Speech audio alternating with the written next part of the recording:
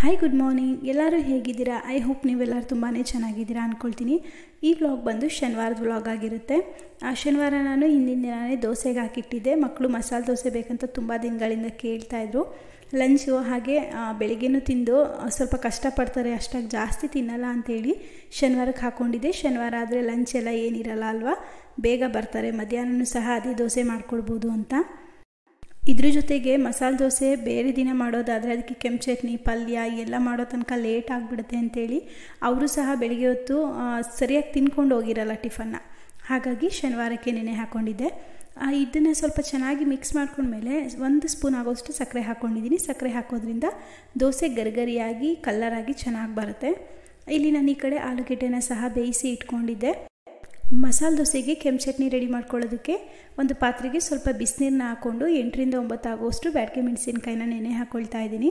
ಬಿಸಿನೀರಿಗೆ ಹಾಕಿದ್ರೆ ಬೇಗ ನೆನೆಯುತ್ತೆ ಅಂತ ಅಷ್ಟೇ.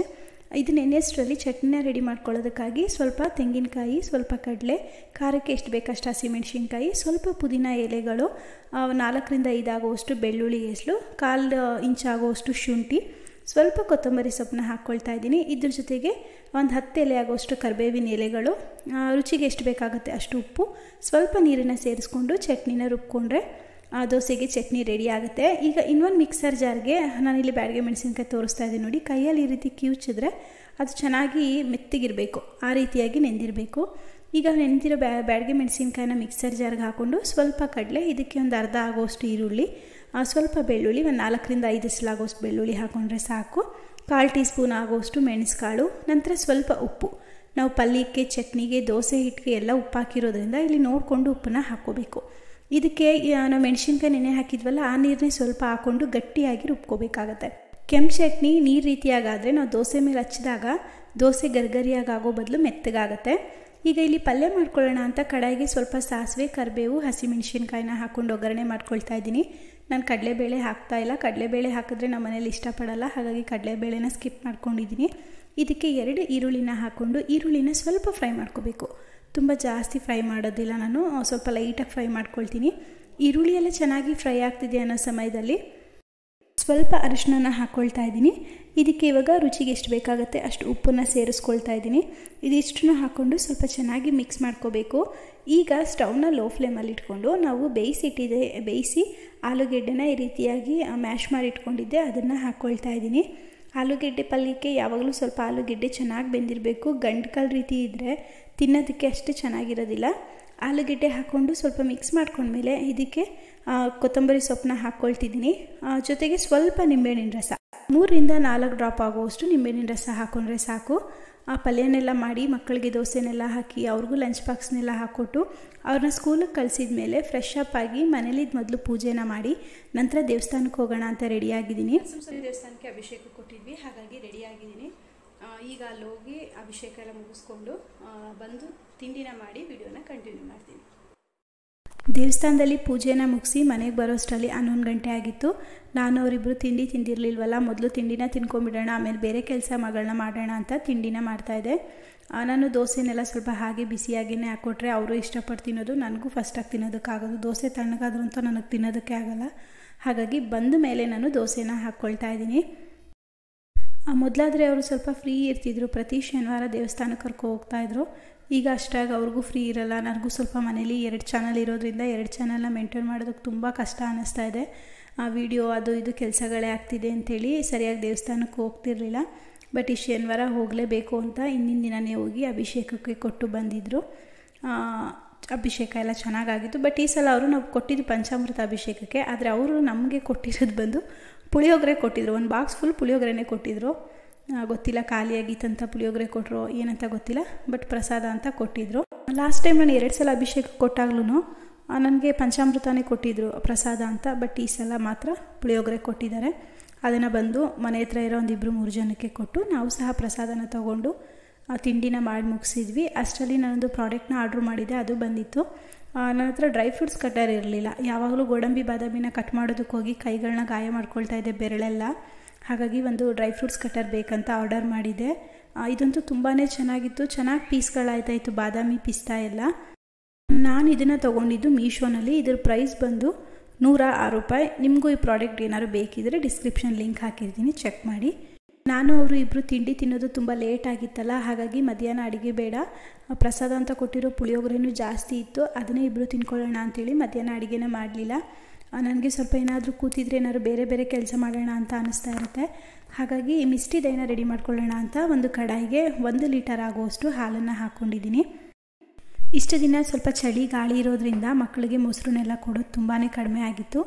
ಅವ್ರಿಗೆ ಈ ರೀತಿಯಾಗಿ ಮಾಡಿಕೊಟ್ರೆ ಸ್ವಲ್ಪ ಇಷ್ಟಪಟ್ಟು ತಿಂತಾರೆ. ಸ್ಕೂಲಿಂದ ಬರೋಷ್ಟರಲ್ಲಿ ರೆಡಿ ಮಾಡೋಣ ಅಂತ ಮಾಡ್ಕೊಳ್ತಾ ಇದ್ದೀನಿ. 1 ಲೀಟರ್ ಹಾಲು 3/4 ಲೀಟರ್ ಆಗುವಷ್ಟು ಚೆನ್ನಾಗಿ ಕುದಿಸ್ಕೊಂಡು ಸ್ಟವ್ನ ಆಫ್ ಮಾಡ್ಕೊಂಡಿದ್ದೀನಿ. ನಂತರ ಒಂದು ಪ್ಯಾನ್ಗೆ ಅರ್ಧ ಕಪ್ ಆಗುವಷ್ಟು ಸಕ್ಕರೆ ಹಾಕಿ ನೀರೇನು ಹಾಕದೆ ಕ್ಯಾರಮಲ್ ರೀತಿ ಮಾಡ್ಕೊಂಡ್ಮೇಲೆ ಕಾಯಿಸಿಟ್ಟಿದ್ದಂತಹ ಹಾಲಲ್ಲಿ ಅರ್ಧ ಕಪ್ ಆಗುವಷ್ಟು ಹಾಲನ್ನು ಈ ಸಕ್ಕರೆಗೆ ಸೇರಿಸ್ಕೊಂಡಿದ್ದೀನಿ. ನೋಡಿ, ಈ ರೀತಿ ಸ್ವಲ್ಪ ಗಟ್ಟಿ ಆದಮೇಲೆ ಸ್ಟವ್ನ ಆಫ್ ಮಾಡ್ಕೋಬೇಕು. ಇಲ್ಲಿ ಮನೇಲೆ ಮಾಡಿರುವಂತಹ ಅರ್ಧ ಲೀಟರಷ್ಟು ಮೊಸರನ್ನ ತೊಗೊಂಡಿದ್ದೀನಿ. ಆ ಮೊಸರು ಸ್ವಲ್ಪ ಗಟ್ಟಿಯಾಗಿರಬೇಕು.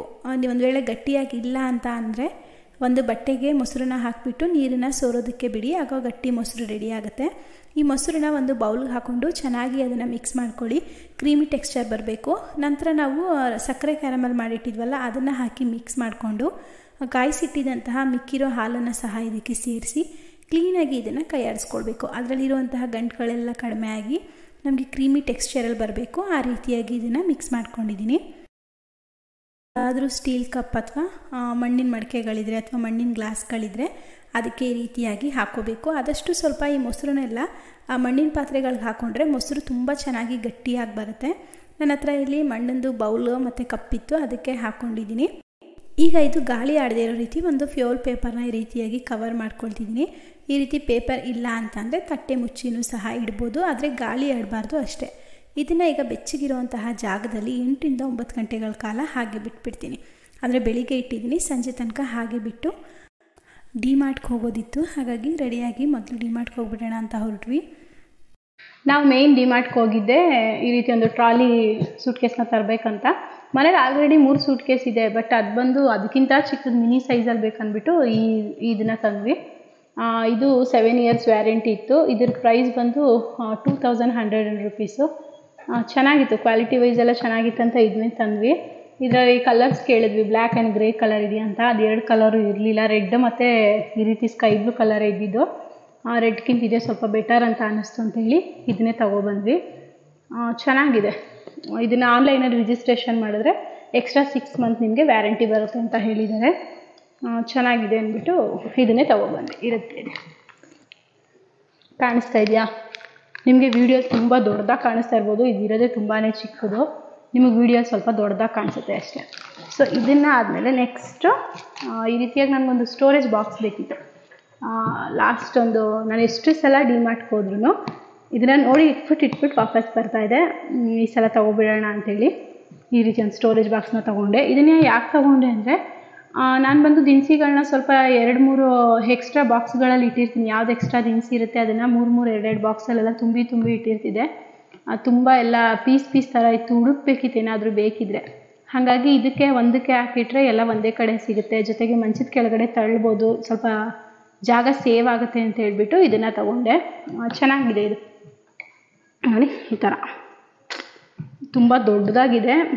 ಇದ್ರದ್ದು ಪ್ರೈಸ್ ಬಂದು 700 ರೂಪಾಯಿ. ಇದು ಅಷ್ಟೇ, ಪ್ಲ್ಯಾಸ್ಟಿಕ್ ಅಲ್ಲ, ಫೈಬರ್ ಥರ ಇದೆ, ಗಟ್ಟಿಯಾಗಿದೆ. ಈ ರೀತಿ ಅಮ್ಕಿದ್ರೂ ಸಹ ಒಳಗೋಯ್ತಾ ಇಲ್ಲ, ಚೆನ್ನಾಗುತ್ತೆ. ನನಗೆ ಇದು ಇಷ್ಟ ಆಗಿ ತೊಗೊಬಂದೆ. ಸೊ ಇದಾದಮೇಲೆ ನೆಕ್ಸ್ಟು ಬಟ್ಟೆಗಳನ್ನ ತೊಗೊಬಂದಿದ್ದೀನಿ. ಸ್ವಲ್ಪ ಅಷ್ಟೇ ತೊಗೊಬಂದಿದ್ದು, ಬಟ್ಟೆ ಏನು ಜಾಸ್ತಿ ತಂದಿಲ್ಲ, ಬಟ್ಟೆ ತೊಗೊಬಂದಿದ್ದೆ, ಅದನ್ನು ತೋರಿಸ್ತೀನಿ. ಆಮೇಲೆ ನೆಕ್ಸ್ಟ್ ಒಂದು ಸ್ಟೀಮರ್ ಇರಲಿ ಅಂತ ಈ ರೀತಿ ಸ್ಟೀಮರ್ನ ತೊಗೊಬಂದೆ. ಇದು ಸ್ಟೀಮರ್ ಆಗು ಯೂಸ್ ಮಾಡ್ಬೋದು, ಅಥವಾ ಸೊಪ್ಪು ತರಕಾರಿಗಳನ್ನೆಲ್ಲ ಬಸಿಯೋದಕ್ಕೆ ಯೂಸ್ ಮಾಡ್ತೀವಲ್ಲ ಅದಕ್ಕೂ ಯೂಸ್ ಮಾಡ್ಕೋಬೋದು. ನಾನು ಲಾಸ್ಟ್ ಟೈಮ್ ನೋಡಿದಾಗ ಇದು 250 ರೂಪೀಸ್ ಹಾಕಿದ್ರು, ಬಟ್ ಈ ಸಲ 100 ರೂಪೀಸ್ಗೆ ಇತ್ತಂತೇಳಿ ಈ ರೀತಿ ಒಂದು ಚಿಕ್ಕದಾಗಿ ಇತ್ತು ಅಂತ ತೊಗೊಬಂದೆ. ಇದನ್ನು ನಾನು ಏನಕ್ಕೆ ಯೂಸ್ ಮಾಡ್ತೀನಿ ಅಂದರೆ, ಮಕ್ಕಳಿಗೆ ಸ್ವಲ್ಪ ಲಂಚ್ ಬಾಕ್ಸ್ಗೆಲ್ಲ ವೆಜಿಟೇಬಲ್ಸ್ನೆಲ್ಲ ಸ್ಟೀಮ್ ಮಾಡಿ ಹಾಕ್ತಾ ಇರ್ತೀನಿ. ಅದನ್ನು ಬೇರೆ ಬೌಲ್ಗೆ ಹಾಕಿ ಸ್ಟೀಮ್ ಮಾಡ್ಕೊಂಡು ಹಾಕ್ತಾಯಿದ್ದೆ. ಹಾಗಾಗಿ ಇರಲಿ, ಇದು ಯೂಸ್ ಆಗುತ್ತೆ ಅಂದ್ಬಿಟ್ಟು ಇದನ್ನು ತೊಗೊಬಂದೆ. ಇದಕ್ಕೆ ಈ ರೀತಿ 3 ಸ್ಟ್ಯಾಂಡ್ ಸಹ ಇದೆ ನೋಡಿ. ಈ ಥರ ನಾವು ಯಾವ್ದಾದ್ರು ಪಾತ್ರೆ ಒಳಗೆ ಇಟ್ಟಾಗ ಮುಳುಗೋದಿಲ್ಲ, ಕ್ಲೀನಾಗಿ ಕೂರುತ್ತೆ. ಹಾಗಾಗಿ ಇದು ಒಂದು ಇರಲಿ ಅಂತ ತೊಗೊಬಂದೆ. ನೆಕ್ಸ್ಟ್ ಈಗ ಸಮ್ಮರ್ ಇರೋದ್ರಿಂದ ಮಕ್ಕಳಿಗೆ ಸ್ವಲ್ಪ ಶೆಕೆ ಅಂತ ಒದ್ದಾಡ್ತಿರ್ತಾರಲ್ಲ, ಹಾಗಾಗಿ ಫುಲ್ ಸ್ಲೀವ್ ಟಿ ಶರ್ಟ್ ಎಲ್ಲ ಮನೇಲಿ ಜಾಸ್ತಿ ಇದೆ. ಒಂದು ಹಾಫ್ ಟಿ ಶರ್ಟ್ ಇರಲಿ ಅಂತೇಳಿ ಈ ರೀತಿ ಒಂದು ಅವನಿಗೆ 3, ಚಿಕ್ಕವನು 3 ತೊಗೊಬಂದ್ವಿ. ಇದ್ರ ಪ್ರೈಸ್ 100 ರೂಪೀಸ್ ಅಷ್ಟೇ. ನೆಕ್ಸ್ಟು ನಾನು ಒಂದು ಸ್ಕರ್ಟ್ನ ತೊಗೊಂಡೆ. ಈ ಸ್ಕರ್ಟ್ ತುಂಬಾ ಚೆನ್ನಾಗಿ ಕಾಣಿಸ್ತಿತ್ತು. ನೋಡಿ ಈ ರೀತಿ. ಇದು ಬಂದು ಬಾಟಲ್ ಗ್ರೀನ್ ಕಲರು. ನಿಮಗೆ ವಿಡಿಯೋ ಸ್ವಲ್ಪ ಹೆಂಗೆ ಕಾಣಿಸ್ತಾ ಇದೆಯೋ ನೋಡಿ, ಬಾಟಲ್ ಗ್ರೀನ್ ಕಲರು, ಫುಲ್ ಶೈನಿಯಾಗಿ ಚೆನ್ನಾಗಿ ಕಾಣಿಸ್ತಾ ಇದೆ. ಫ್ರಿಲ್ಲು ಸಹ ದೊಡ್ಡದಾಗಿದೆ, ಟೈಟಾಗಿ ಕೂರೋದಿಲ್ಲ, ಫ್ರಿಲ್ಲೆಲ್ಲ ಅಗಲವಾಗಿ ಚೆನ್ನಾಗಿ ಕೂರುತ್ತೆ. ಹಾಗಾಗಿ ಇದೊಂದು ಇರಲಿ ಅಂತ ಈ ರೀತಿ ಒಂದು ಸ್ಕರ್ಟ್ನ ತೊಗೊಬಂದೆ. ಇದ್ರ ಜೊತೆಗೆ ಜೀನ್ಸ್ಗೆ ಎಲ್ಲ ಸ್ವಲ್ಪ ಸೂಟ್ ಆಗುತ್ತೆ ಅಂಥೇಳಿ ಈ ರೀತಿ ಒಂದು ಶೂಸ್ನ ತೊಗೊಂಡೆ. ಮತ್ತು ಸಾಫ್ಟಾಗಿರುವಂತಹ ಒಂದು ಸ್ಲಿಪ್ಪರ್ ಬೇಕಿತ್ತು. ಇದು ಸ್ವಲ್ಪ ಪಾದ ನೋವು ಬರೋದಿಲ್ಲ ನನಗೆ. ಆ್ಯಕ್ಚುಲಿ ನಿಂತ್ಕೊಂಡ್ರೆ ಸ್ವಲ್ಪ ಪಾದ ಎಲ್ಲ ಪೇಯ್ನ್ ಬರುತ್ತೆ, ಜಾಸ್ತಿ ಕಿಚನಲ್ಲಿ ನಿಂತಿರ್ತೀನಲ್ಲ, ಹಾಗಾಗಿ ಸಾಫ್ಟ್ ಸ್ಲಿಪ್ಪರ್ನೇ ಯೂಸ್ ಮಾಡಿ ಅಂತ ಹೇಳಿದರು. ಅದಕ್ಕಾಗಿ ಈ ರೀತಿ ಒಂದು ಸ್ಲಿಪ್ಪರ್ನ ತೊಗೊಬಂದೆ.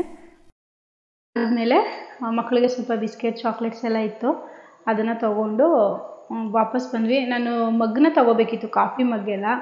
ಬಟ್ ಮಕ್ಕಳಿಗೆ ಸ್ಕೂಲ್ ಲೇಟ್ ಆಗಿತ್ತಲ್ಲ, ಸ್ಕೂಲ್ ಬಿಟ್ಬಿಡ್ತಾರೆ ಅಂತ ಹೇಳ್ಬಿಟ್ಟು ಹಾಗೆ ವಾಪಸ್ ಬಂದುಬಿಟ್ವಿ. ನೋಡೋಣ, ಮಕ್ಕಳಿದಾಗ ಇನ್ನೊಂದು ಸಲ ಕರ್ಕೊಂಡೋಗಿ ಸ್ವಲ್ಪ ವೀಡಿಯೋಗೂ ಬೇಕಾಗಿರುವಂತಹ ಪ್ಲೇಟ್ಗಳನ್ನೆಲ್ಲ ತರಬೇಕು. ಅದನ್ನು ನೆಕ್ಸ್ಟ್ ಟೈಮ್ ಹೋದಾಗ ತರೋಣ ಅಂದ್ಕೊಂಡು ವಾಪಸ್ ಬಂದ್ವಿ. ಮಕ್ಕಳಿಗೆ ಹಾಲನ್ನೆಲ್ಲ ಕೊಟ್ಟು ಸಂಜೆ ಕೆಲಸಗಳನ್ನ ಮುಗಿಸ್ಕೊಂಡು ಈ ಸ್ಟೋರೇಜ್ ಬಾಕ್ಸ್ಗೆ ದಿನಸಿಗಳನ್ನ ಇಟ್ಬಿಡೋಣ ಅಂತೇಳಿ ರೆಡಿ ಮಾಡ್ಕೊಳ್ತಾ ಇದ್ದೀನಿ. ಇಲ್ಲಿ ಬಾಕ್ಸ್ ಏನು ಕಾಣಿಸ್ತಾ ಇದೆ ನಿಮಗೆ, ಆ ಬಾಕ್ಸಲ್ಲಿ ನಾನು ಉಳಿದಿರುವಂತಹ ದಿನಸಿಗಳನ್ನ ಹಾಕಿಡೋದು. ಇದಲ್ಲದೆ ಇನ್ನೂ ಎಕ್ಸ್ಟ್ರಾ 2 ಬಾಕ್ಸ್ ಇದೆ, ಅದು ಚಿಕ್ಕದು, ಅದಕ್ಕೂ ಮಿಕ್ಕಿರುವಂತಹ ದಿನಸಿಗಳನ್ನ ಹಾಕಿಟ್ಟಿರ್ತೀನಿ. ನಂದು ಕುಕ್ಕಿಂಗ್ದು ಒಂದು ಚಾನಲ್ ಇರೋದ್ರಿಂದ ನಮ್ಮ ಮನೇಲಿ ದಿನಸಿ ಸ್ವಲ್ಪ ಜಾಸ್ತಿ ಇರುತ್ತೆ, ಮತ್ತು ಸ್ವಲ್ಪ ಬೇರೆ ಬೇರೆ ದಿನಸಿಗಳು ಇರುತ್ತಲ್ಲ, ಅದಕ್ಕಾಗಿ ಈ ರೀತಿ ಬಾಕ್ಸ್ಗೆ ಹಾಕಿ ಮಂಚದ ಕೆಳಗಡೆಗೆ ಇಟ್ಟೆ. ಸೊ ಜಾಗನೂ ಸೇವ್ ಆಯಿತು. ಅಷ್ಟರಲ್ಲಿ ಇದನ್ನೆಲ್ಲ ಮಾಡೋಷ್ಟರಲ್ಲಿ ನಾವು ಮೊಸರನ್ನ ಸ್ವಲ್ಪ ಗಟ್ಟಿಯಾಗಿ ಸೆಟ್ ಆಗೋದಕ್ಕೆ ಇಟ್ಟಿದ್ವಲ್ಲ, ಅದು ಸಹ ರೆಡಿಯಾಗಿತ್ತು. ಸುಮಾರಾಗಿ ಒಂದು 8 ರಿಂದ 9 ಗಂಟೆ ಆಗಿತ್ತು. ನೋಡಿ, ಮೊಸರು ಚೆನ್ನಾಗಿ ಸೆಟ್ ಆಗಿದೆ. ಸ್ವಲ್ಪನೂ ಸಹ ನಾವು ಅಳ್ಳಾಡಿಸಿದ್ರೆ ಅದು ನೀರು ರೀತಿಯಾಗಿ ಬಿಡ್ತಾಯಿಲ್ಲ, ಗಟ್ಟಿಯಾಗಿ ಚೆನ್ನಾಗಿತ್ತು. ತುಂಬ ಟೇಸ್ಟಿಯಾಗಿತ್ತು. ಇದು ಮಾತ್ರ ಒಬ್ಬೊಬ್ಬರು ಒಂದೊಂದು ಬೌಲ್ ತಿನ್ನುವಷ್ಟು ರುಚಿಯಾಗಿತ್ತು. ಬೆಳಿಗ್ಗೆಯಿಂದ ತುಂಬ ಕೆಲಸ ಆಗಿದ್ದರಿಂದ ಇವತ್ತು ರಾತ್ರಿ ಸಾಂಬಾರು ಮಾಡೋದಕ್ಕಾಗಿರಲಿಲ್ಲ. ಹಾಗಾಗಿ ಏನಾದರೂ ಸ್ವಲ್ಪ ಲೈಟಾಗಿ ಮಾಡ್ಕೊಳ್ಳೋಣ ಅಂಥೇಳಿ ಮೊಸರನ್ನ ರೆಡಿ ಮಾಡ್ಕೊಳ್ತಾ ಇದ್ದೀನಿ. ಒಂದು ಕಡಾಯಿಗೆ ಸ್ವಲ್ಪ ಎಣ್ಣೆ, ಸಾಸಿವೆ, ಕಡಲೆಬೇಳೆ, ಉದ್ದಿನಬೇಳೆ, ಕರಿಬೇವು, ಹಸಿಮೆಣಸಿನ್ಕಾಯಿನ ಹಾಕ್ಕೊಂಡು ಫ್ರೈ ಮಾಡ್ಕೊಳ್ತಾ ಇದ್ದೀನಿ. ನಾನಿಲ್ಲಿ ಇದಕ್ಕೆ ಈರುಳ್ಳಿನ ಬಳಸ್ತಾ ಇಲ್ಲ. ಮೊದಲೆಲ್ಲ ಈರುಳ್ಳಿ ಹಾಕಿ ಮಾಡ್ತಾಯಿದ್ದೆ. ನನ್ನ ಫ್ರೆಂಡ್ ಬಂದವರು ಕ್ಯಾಟ್ರಿಂಗ್ನ ಇಟ್ಟಿದ್ದಾರೆ, ಅವರು ಈ ರೀತಿಯಾಗಿ ಹೇಳ್ಕೊಟ್ರು. ಮೊಸರನ್ನ ಭಟ್ರುಗಳು ಹಾಗೆ ದೇವಸ್ಥಾನಗಳಲ್ಲಿ ಈ ರೀತಿ ಮಾಡ್ತಾರೆ ಮಾಡಿ ಅಂತ.